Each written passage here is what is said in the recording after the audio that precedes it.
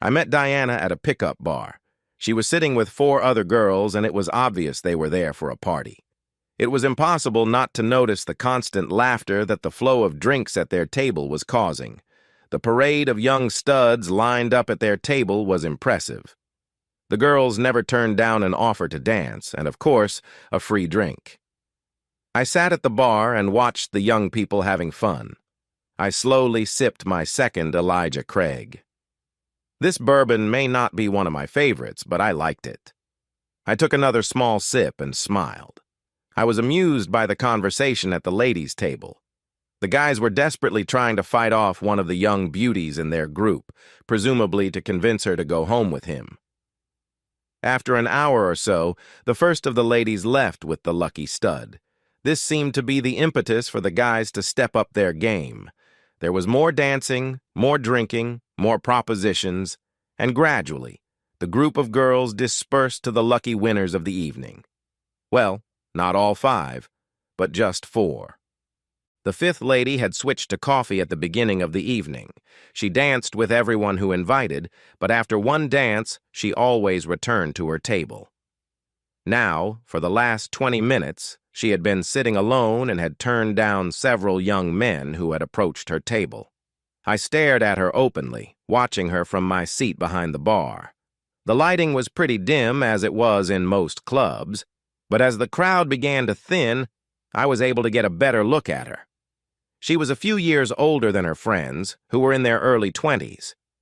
There was a sense of confidence about her, but she smiled sweetly as she politely turned down the last of the young studs who had visited her table. I turned to face the bartender and held out the check.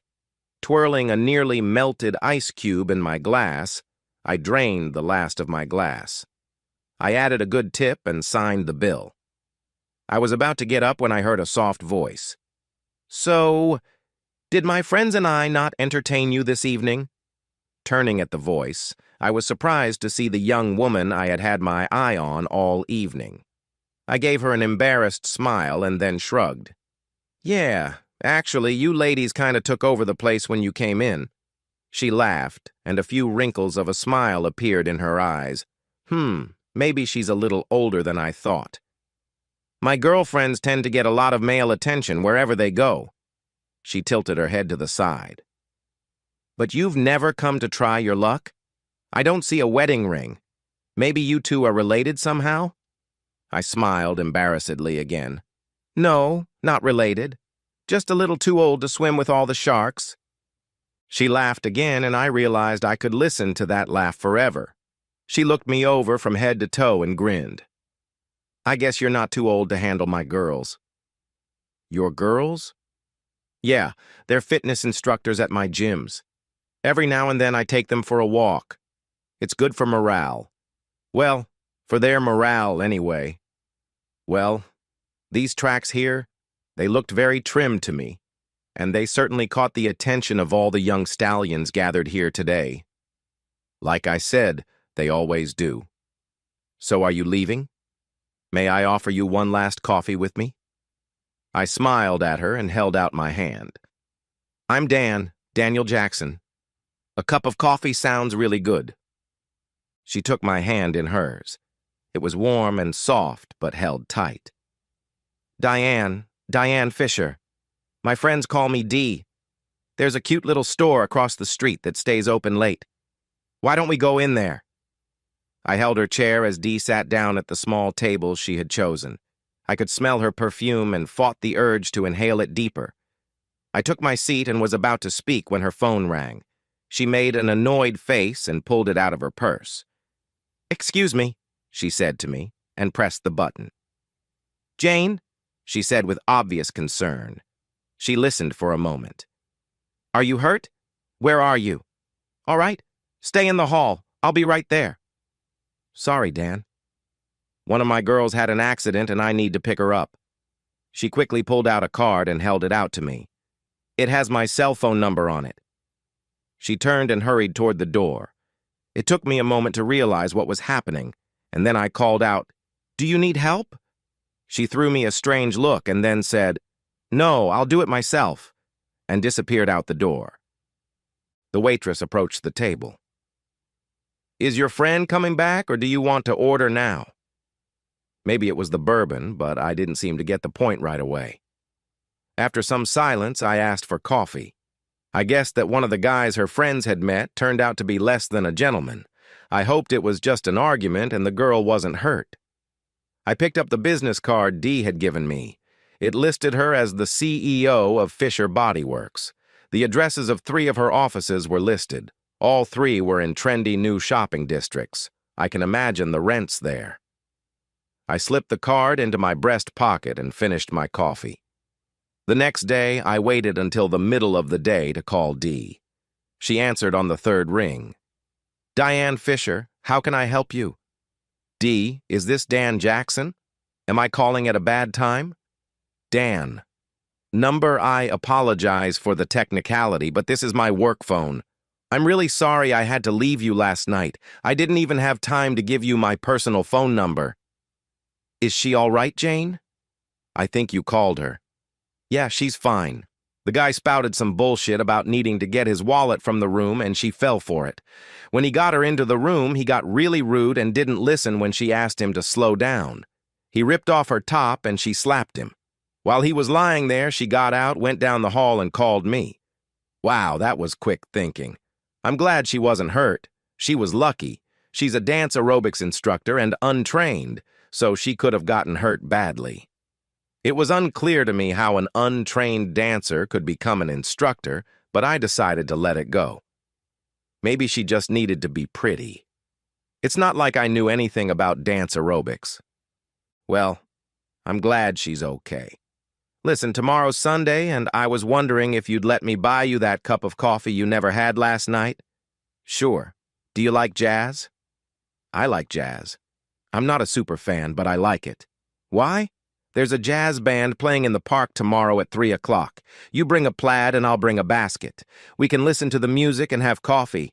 That sounds great. Should I pick you up? No. I need to check on Jane, so I'll meet you at the fountain around 2:30. Is that okay? It worked out, and we had a great time.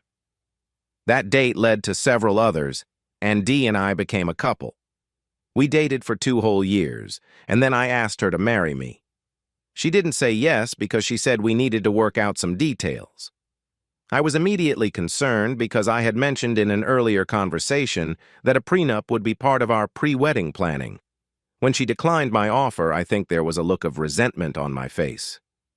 Oh, baby, please. I love you and I want to be your wife, but we need to clear some things up before I can say yes. Okay, I said, stretching the word to make it sound like a question. We talked about the prenup, and my partners put it in the partnership agreement. I have to have it, or I forfeit my share in favor of the partners. No. I don't mind if it's fair to both of us. In fact, I'm sure my lawyers would insist on it, too. There are things in my past that we've never discussed, but you need to know them before we get engaged. I want to be completely honest with you. I don't want there to be any secrets between us. Jesus, Dee, we've been together for 3 years. How could you not tell me? Dan, remember how shocked you were when you found out I was 5 years older than you? Yeah, but come on, you look at least 5 years younger than me, maybe 10. My point is that you don't know much about my early adulthood, because I never talk about it. I'm not ashamed of what I did. I just need to keep it between us. Can you agree with that? Dee talked for over 2 hours. She told me things I never would have guessed about my bride-to-be. In hindsight, she helped explain some things that at one time had caused me to be perplexed. I listened, trying not to show my shock at some of her revelations. So, now you know. Does that change anything for you? Of course it changes everything. My goodness, Dee, I didn't realize you were doing this sort of thing. How do I know your past won't come back to haunt us? If this becomes public, it could jeopardize anyone in our family. Jesus, December. She hung her head, tears rolling down her cheeks. I guess I should have known it would be too much. I understand. I'm sorry, Dan. I love you with all my heart. I want to be your wife more than anything else in the world, but apparently it's impossible now. Of course it is impossible. You haven't said yes yet. You can't be my wife until you say yes. She blinked at me a few times. So you still want to marry me? But you said it changed everything. It did. It means we have to keep some secrets, avoid certain people and places. We have to be very careful to keep your past in your past. But that doesn't change the fact that I love you and want you to be my wife. Now answer my fucking question. Will you marry me? Yes, yes, yes, Dee shouted, and then nearly crushed me by hugging me tightly. 2 years later, Dee sold her gems for a huge sum of money. She invested it in a trust fund and then tried her best to sleep with me to death. It's amazing how quickly a man can be taught that he's no match for a sexually motivated woman. Dee wanted a baby. She drained me every day during my fertile period and would gladly take twice as much if I was ready for it. So guys, forget it. If a woman is properly motivated, she can have sex all day long and we can't. Thankfully, her plan worked, and 20 months later, we had 2 children. Dee was a wonderful mom, and I helped her as much as I could. By the time the kids were out of high school, my company had grown, and we were starting to get the attention of our national competitors. One of them came to us with a buyout offer that stunned us. My partners wanted to sell the company, and I agreed. The sale of Megacorp required all 3 of us to stay on as directors and manage the 24-month transition to the new owners of the company. Things went smoothly for the first 11 to 12 months, and then Samuel J. Smith came into the corporate office. Smith was a narcissistic swagger. He was also the son of the CEO. The Smith family owned about 40% of the stock of Megacorp. I tried to get along with this jerk by just keeping my head down, and for the most part, I succeeded. Smith wasn't stupid enough to stop us from doing our jobs. He always took credit for everything we did right and blamed us when things didn't go well. Asshole. The company always had 2 holidays for employees, Memorial Day and Christmas. I introduced Dee to Smith at the Memorial Day event. I have to say that in her 48 years, Dee was still a beauty. She had always been beautiful, but now she had more curves than she did before she had children. Dee had always exercised, and her body was very impressive. She made an impression on young Sammy Smith. He followed her around with his tongue out. At least it seemed that way to me. He would bring her drinks and food and sit next to her. He chatted with her and was completely oblivious to the others. When I told Dee that it was getting late and we should leave, Sammy had the courage to suggest that if I was tired, I should go home, and he would make sure Dee got home when the party was over. Having said that, he put his arm around my wife. Before I could set him on fire, Dee broke free and stroked Sammy's cheek. "It was nice to meet you, Samuel, but it's time for me to take this big guy home." With those words, she grabbed my hand and dragged me away. She giggled as we approached the car. "What's so funny? I had to punch his lights out. He was hanging all night on you." "Dan, that guy is a joke. It was all I could do not to laugh in his face. He was so obvious that even a teenage girl would have realized what he wanted. Now take me home. I need to spend some adult time." Over the next few months, Smith tried several times to get Dee to come to the office on one pretext or another, but each time she was too busy or politely declined. She would then call me and laughingly tell me about his latest attempt. It was beginning to get on my nerves. "That creep is still after you. What do you think we should do about the Christmas party?" "Dan, your obligations to Mega end on December 31st. So we'll go to the party and I'll get away from the creep as usual. I don't want to spend the holidays in jail, but if he gets out of line, I'll pound him into the ground. I know you can, but please don't. Dan, you don't want to get fired. I want you to get the bonus you were promised for 24 months of work. It'll cover the entire college fund for the kids. Sammy Smith may be an asshole, but he's your boss. We both know what he wants, so it's up to me, okay? Now promise me you'll stay out of it no matter what I have to do." I looked at my wife, the mother of my children, the love of my life, and for the first time in my life, I saw the coldness in her eyes. I knew it was useless to argue with her. She had made her decision, and I wasn't going to dissuade her. It hurt my male ego, but I nodded in agreement. The night of the party, I watched Dee get dressed. She had bought a matching set of red lace thongs and bra. The thong perfectly emphasized the curves of her hips, and the bra proudly displayed her lush breasts. I tried not to drool as she slid into the tight red dress and turned her back to me. "Zip me up, baby." I buttoned and marveled at the way the dress fit around her spectacular buttocks. She put on her red shoes with 4-inch heels and turned to face me. The dress had short sleeves, and it came down low enough in the front to reveal an attractive cleavage. The bodice fit snugly around her flat stomach and then flowed down her thighs and stopped about 4 inches above her knees, short enough to attract attention, but not so short as to look slutty. She pushed her hair to one side and asked me to help her with her necklace. I picked it up. It was the necklace I had given her for our 10th anniversary. A slightly curved, S-shaped piece of gold jewelry with 4 small diamonds that dangled just above the beginning of her impressive cleavage. "My God, you're beautiful," I said as I leaned over and kissed her. She broke the kiss and smiled at me. Now I'll have to fix my lipstick. It didn't take the asshole more than 15 seconds to run up to Dee as we entered the ballroom. "There you are. Oh my God, you look so beautiful. Come on. I'll introduce you to your daddy." Sammy grabbed her hand and dragged her away. Annoyed, I followed him like a pathetic little puppy. He made his way to the front table and quickly approached the short, personable CEO who sat next to a statuesque, gray-haired woman.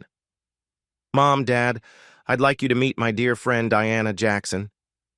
He frowned as he introduced my wife to his parents. Robert Smith smiled broadly at Dee and held out his hand. "It's a pleasure to meet you, Ms. Jackson."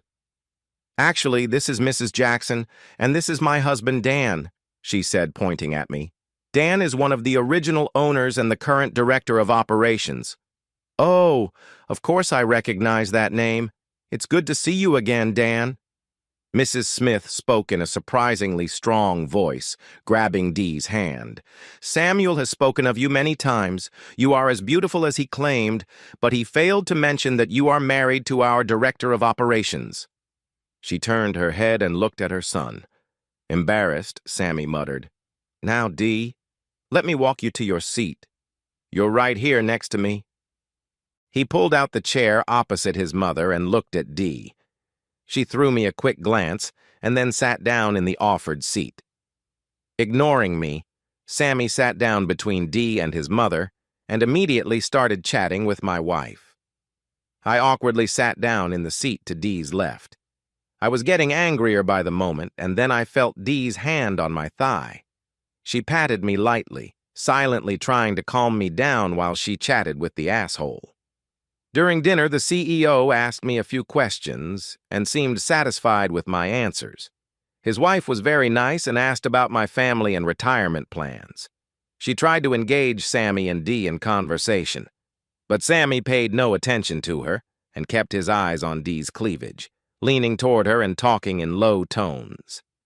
Just as they started to clear the table, the orchestra played. Sammy jumped up and grabbed Dee's hand. "Come on, my dear. They're playing my favorite song." A little confused, Dee stood up and let Samuel pull her onto the dance floor. As the music played, Mrs. Smith eyed me curiously. When the second song started, she leaned over to me. "Daniel, I can see right away that my Samuel really likes your beautiful wife. You have been very patient with them this evening. I'm surprised you didn't mind his attentions to your wife. I can't say I'm happy about the situation, but I promised my wife I wouldn't interfere with the two of them this evening." Her eyes widened in surprise. "Well, that's very understandable of you."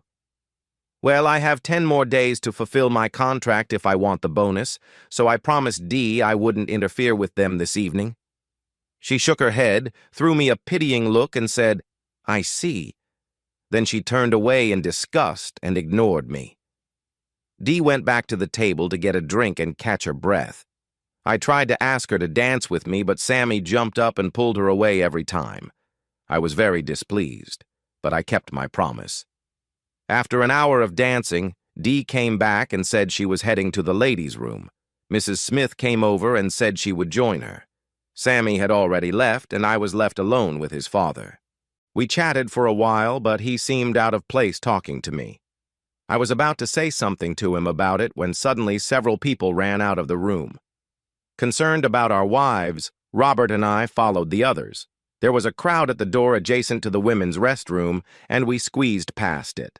When we got inside, two men were assisting Sammy, who was lying on the carpet, squirming in pain. Mrs. Smith was trying to calm my obviously furious wife. "What the hell happened here?" Robert exclaimed, watching what was happening. His wife turned to him. "You idiot dragged Mrs. Jackson into this room and tried to attack her. I was just coming out of the women's restroom when I heard her yelling for him not to touch her. When I pushed the door open, he tried to hit her with his paw, and then suddenly he dropped her to the floor screaming in pain." "Good God. Are you okay, Mrs. Jackson?" Dee snorted and replied, "I'm fine." I tried not to hurt him, but I've been telling him all evening to keep his hands to himself. When I passed the door, he grabbed me and pulled me inside. I tried to fight him off, but he was groping me, and I just reacted. "I'm sorry, Mr. Smith, but a lady has the right to defend herself." "Of course she does, dear." Mrs. Smith patted her on the shoulder. I walked over to Dee, and she pressed herself against me. I felt her shoulders shudder, and she buried her face in my chest. I stroked her and told her everything was going to be okay. "I think this idiot needs to be taken to the hospital," the CEO said, and two guys quickly volunteered to drive him. As Samuel was being led away, Robert patted me on the back. "I apologize for my son. I hope we can keep the police out of this. Samuel is traveling to New York with me and won't be coming back. After the holidays, I would like to meet with the 3 directors and get your recommendations for his replacement." He left, and the room slowly emptied. I was still clutching my trembling wife in my arms when she finally raised her head. Her eyes sparkled with sly mirth, and she laughed softly, her shoulders still shaking with laughter. "Damn, that was great." I chuckled and shook my head. "I'm just glad you didn't kill that stupid bastard." "Oh, he'll be fine. I was holding punches and supporting his head as I threw punches. I may have broken his left arm, but otherwise he'll be fine." I looked at her in surprise and grinned. "You still have it after all these years?" She smiled. "Yeah, I'm still cool, even in heels." We both laughed. I took her home and made love to my little wildcat. When the excitement subsided, she fell fast asleep. I admired my beautiful wife as I watched her sleep. I promised not to interfere because I knew she could fend for herself. Before going undercover in South Texas, she had been well trained by the Drug Enforcement Administration. After 2 years on the job, a near-death experience convinced her to quit and move out of the area. Fortunately, she chose my hometown to take on a new identity and start a new life as a fitness and self-defense instructor.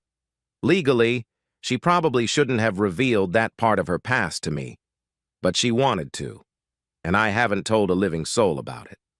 Dee continues her training. Now that I am retired, I hope we can travel, but not to South Texas.